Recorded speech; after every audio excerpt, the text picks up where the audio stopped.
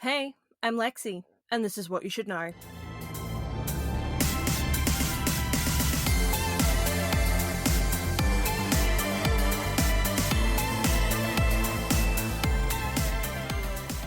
So I swear so far, this episode has been just a little bit cursed. I've had issues with my recording equipment, with my recording software. It's just not been wanting to play nicely. In the realm of what's new, I am in the closet. Quite literally. I've decided because my neighbors are a bit loud, I wanted to try out how it would work with me sitting in my closet. Hopefully it's a little more sound dampened. I guess we'll figure that out as time goes. If this sounds terrible, I will just have to find another spot to record. And in the realm of true crime news, there's actually been some more information that's come out with the William Tyrrell case. Now, I know I'm going on a little bit here, but I've been following this case for a little while now, and I just want to know what happened. Like, where did this little boy go? I know there's a psychic out there that says this little boy is actually in Western Australia living his best life. I honestly doubt it. But in the realms of charges, the foster mother has now faced 2 brand new charges. So on top of her 2 counts of common assault of a minor, she is now facing stalking and intimidation charges, as well as charges for misleading and false information, which is exactly what her husband was charged with too.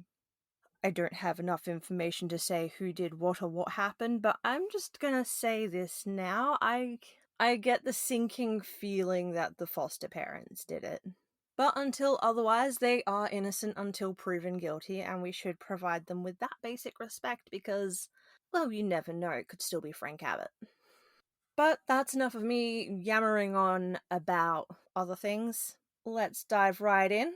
So, while you have chosen to listen to a true crime podcast, you should mostly know what you're getting into. I do, however, want to start with a trigger warning. We are going to be discussing the events of the Port Arthur Massacre in detail. This is going to include gun violence and the murders of men, women, and children. If these subjects make you uncomfortable, please click off. You don't have to listen to this episode. Join me next week. There'll be a new episode, and it will be a lot easier to listen to. But for now, this is what you should know about the Port Arthur Massacre. Martin had set his alarm for 6 a.m. on the 28th of April, 1996. That morning, he had his bag of guns in his car and then had breakfast with his girlfriend Petra.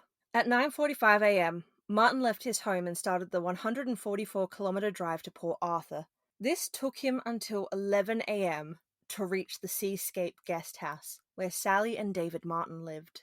Martin had blamed them for purchasing the Seascape and contributed that as the main factor as to why his father killed himself, and he wanted revenge. Upon entering the Seascape, Martin shot and killed both David and Sally. It is believed that Martin had attempted to purchase the guest house from them previously, but had been continually denied, and this is likely why he described the Martins as mean people. Shortly after, a couple showed up to try to book accommodation at the Seascape. They described him as being quite rude, saying that they could not book accommodation because his parents went home and his girlfriend was in the house. The couple felt so uncomfortable by this interaction that they left. Shortly after, around 12:35 p.m., Martin left the Seascape himself, taking the keys to the cottage with him, which means he fully intended on returning back to the Seascape. As he was driving to Port Arthur Bay, Martin pulled over to try to help a car that had overheated. He spoke to the 2 people there and suggested to them that once they could drive again that they should go to the Broad Arrow Cafe for coffee, which honestly is enough to make the skin crawl off my body when you think about what he did. By 1 p.m, Martin arrived at the Broad Arrow Cafe in Port Arthur, where he parked close to the cafe initially. However, security told him that he could not park there as it was reserved for caravans and it was quite a busy day. Martin moved his car and then returned. The security guard saw him walk into the cafe carrying a large sports bag and a video camera, but otherwise ignored him. Little did he know that sports bag was filled with the guns and ammunition that he had purchased. He bought and then ate lunch in the front dining area. It is unsettling as many witnesses had said that he was acting happy and seemed to be enjoying himself, smiling at people as they would walk past. However, Other witnesses have stated that he looked rather nervous, looking from the cafe to the car park. He would try to start conversations with passers-by about the lack of wasps, which is a derogatory term of referring to white Anglo-Saxon people, and how there weren't as many Japanese tourists as usual. Once he finished eating, Martin set up his camcorder on the table. He then pulled his rifle out and pointed it at the table next to him, and fatally shot Moi Ninyong and Saleng Chang, who were visiting from Malaysia. I do apologize if I mispronounced those names. I did my best. But as I have stated before, I am so white that mayonnaise is spicy. He next shot at Mick Sargent, only grazing his scalp and knocking him to the floor, and then fatally shot 21-year-old Kate Elizabeth Scott in the back of her head. Her and Mick were at the cafe on a morning date.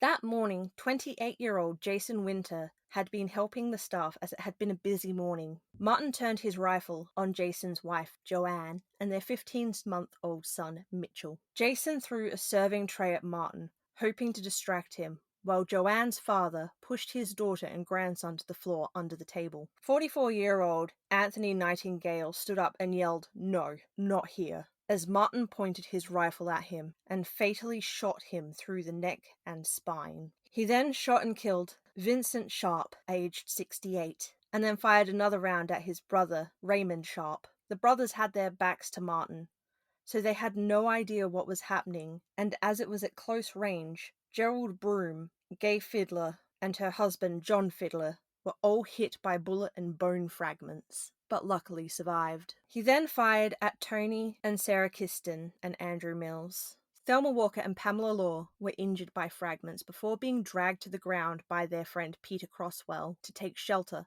under the table. Martin began shooting at the table where Graham Collier, Carolyn Lawton, and her daughter were seated. Graham was shot in the jaw. Sarah ran towards her mother, who had been moving between tables. Carolyn threw herself on top of her daughter. Martin then shot Carolyn in the back and fired another shot. Her eardrum was ruptured by the muzzle's blast from the gun going off beside her ear, and despite Carolyn's efforts, Sarah had been shot in the head and died. Martin then turned around and fatally shot Mervyn Howard. The bullet passed through him, through the window of the cafe, and hit a table outside on the balcony. He then shot Mervyn's wife, Mary Howard, in the neck.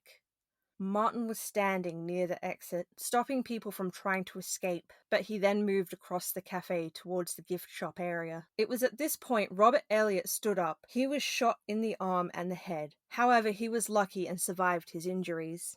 To give you an idea, from the first shot, it took all of roughly 15 seconds. He had fired 17 shots, killed 12 people and wounded a further 10, but it only gets worse from there. Peter and Pauline Grenfell were standing outside at the toilet block nearby when they heard a loud banging noise coming from within the cafe. Initially, they thought it was a gas explosion, until people came running out yelling, "He's got a gun and he's shooting."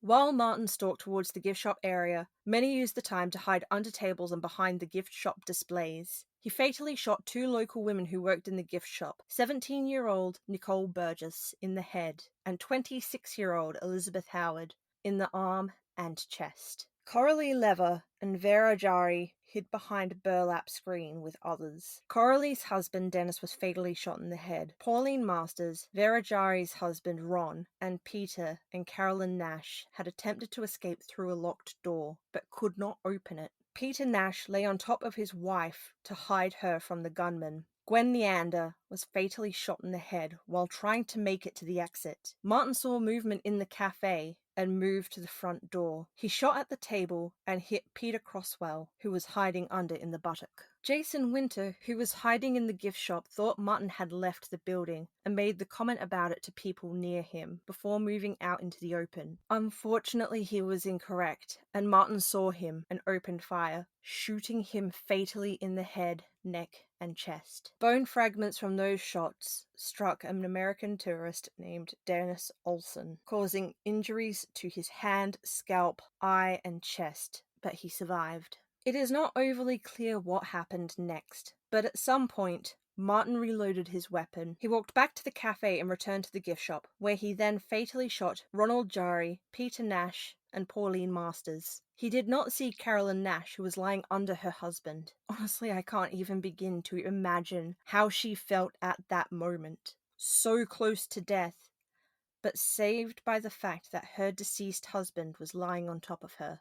Truly a level of terror I would never wish upon anyone. Martin aimed his gun at an unidentified Asian man, but the rifle's magazine was empty. He then moved to the gift shop counter where he reloaded his rifle, leaving an empty magazine on the service counter. He then left the building. In the cafe and gift shop combined, he fired 29 shots, which killed 20 people and wounded 12 more. Martin then moved towards the coaches, where he shot a coach driver Royce Thompson in the back as he was moving along the passenger side of the coach. Royce survived initially by crawling under the bus, but later unfortunately died due to his wounds. Bridget Cook was trying to guide people down between the buses and alongside the jetty area to cover, and Martin stalked them as he saw people trying to hide and shot at them. Bridget was shot in the right thigh, causing the bone to fragment and the bullet lodging there. Martin then quickly rounded up the other coach and fired at the group of people trying to hide. Winifred Applin, running to get to cover behind another coach, was fatally shot in the side. Another bullet grazed Yvonne Lockley's cheek, but she was able to enter one of the coaches and hide,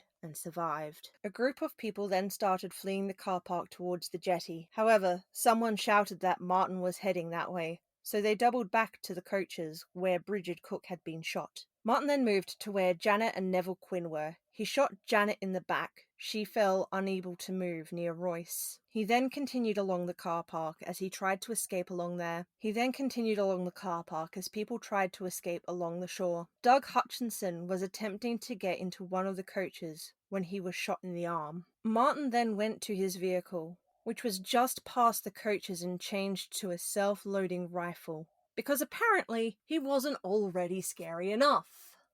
He then went back to the buses where Janet Quinn lay injured from the earlier shot and fatally shot her in the back. He then went on to one of the coaches and fatally shot Elva Gaylord in the arm and chest. On the adjacent coach, Gordon Francis saw what happened and moved down the aisle to try to shut the door of the coach he was on. He was seen by Martin, who then shot from the opposite coach. He survived but needed 4 major operations. Neville Quinn, the husband of Janet, had escaped to the jetty area but returned to look for his wife. Unfortunately, this was when Martin was exiting the coach and spotted Neville. Chasing him around the coaches, Martin fired at least twice before Neville ran onto a coach. He followed and pointed the gun at Neville's face, saying, "No one gets away from me." Neville ducked when he realized Martin was about to pull the trigger. The bullet missed his head, but hit his neck, momentarily paralyzing him. Martin then traveled to the Port Arthur Historic Site toll booth.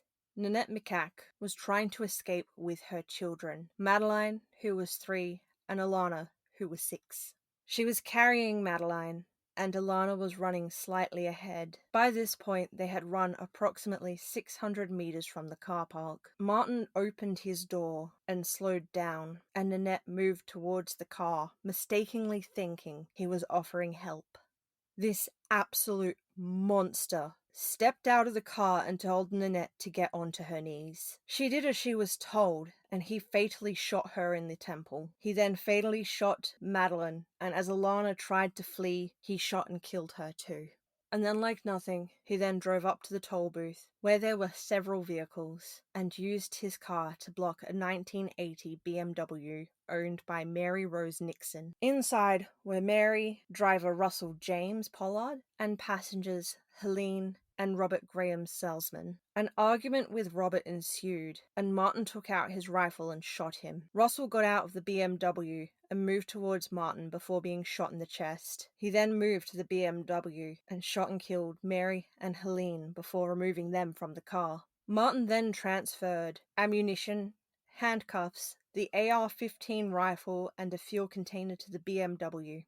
Another car then came towards the toll booth, and Martin shot at it. By now, it was only 1:50 p.m. when Martin drove up to the service station and cut off a white Toyota Corolla that was attempting to exit onto the highway. Glenn Pears was driving, and his girlfriend, Zoe Hole, was in the passenger seat. Martin quickly exited the car with his rifle in hand and tried to pull Zoe from the car. Glenn got out and approached Martin. Martin then pointed a gun at Glenn and pushed him backwards, eventually directing him into the now open boot of the BMW and locking him inside. Zoe tried to escape by climbing over the driver's seat. However, Martin fired 3 shots and killed her. As Martin drove down towards the seascape, he shot at a red Ford Falcon coming the other way, smashing its front windscreen. It is reported that he also shot at other vehicles as he passed them, causing severe injuries. When he arrived at the seascape, he got out of the stolen car. A Holden Frontera 4-wheel drive vehicle then approached the seascape along the road. Those in the vehicle saw Martin with his gun, but believed him to be rabbit hunting and slowed down as they passed him. Just in case there are those who don't know, rabbits are a huge pest in Australia and a danger to the wildlife, and it is encouraged to hunt them. Just a fact. Martin saw the opportunity and fired into the car. The first bullet hit the bonnet and broke the throttle cable. He then fired at least twice more into the car as it passed, breaking the windows. One bullet hit the driver, Linda White, in the arm. Another vehicle then drove down the road, carrying 4 people. It was not until they were almost adjacent to Martin that they realized he was carrying a gun. Once again, Martin took the chance and shot at the car, smashing the windshield. Douglas Horner was wounded and was surrounded by shattered parts of the windshield. The car then proceeded ahead to where Linda tried to get in, but Douglas did not realize the situation and drove on. When he saw that Linda had been shot, he came back and picked her up. Both parties then continued down to a local establishment called the Fox and Hound, where they called the police. Yet another car drove past, and Martin shot at it, hitting the passenger, Susan Williams, in the hand. The driver, Simon Williams, was struck by bone fragments. After some time, Martin stopped and removed Glenn from the boot and handcuffed him to a stair rail within the house, and then set fire to the BMW. By 2:30 p.m., the police had arrived at the seascape. They knew Martin was in there and was heavily armed as he kept firing at them, but they were unsure of how many possible hostages that he would have inside. Police tried negotiating with Martin for many hours before the battery in the phone he was using ran out, ending communication. During this phone call, which you can find the audio of online, he referred to the standoff to be as pleasant as a Hawaiian holiday. He even continued the charade by saying that he was making sandwiches, bacon and eggs, and cups of teas for his hostages, even though it was believed that Glenn was shot shortly after entering the cottage. Martin's only demand was to be transported in an army helicopter to the airport. It was finally at 5:30 p.m. that the Special Ops and Tasmanian Special Police arrived. The next morning, 18 hours later, he set fire to the guest house and attempted to escape in the confusion. Luckily, he failed miserably and suffered severe burns to his back and buttocks. Martin was captured and taken to the Royal Hobart Hospital, where he was treated and kept under heavy guard. With it being on the news consistently, it took a week for Martin to realize that he was going to go to jail for life. He had murdered 35 people and injured 23 more. Since the shooting, a new restaurant has been built. The former Broad Arrow Cafe is now a place for quiet reflection, with a monument and memorial garden dedicated to the site in April of 2000. As most of the people who had been present for the massacre still live there are pamphlets available, as they are understandably not really up for the conversation about what happened that day. The Australian Journal of Emergency Management published several research articles on the response and ongoing process of recovery, which included an article about caring for the social workers working with residents. A substantial community fund was given to the victims of the Port Arthur massacre to help them what was undeniably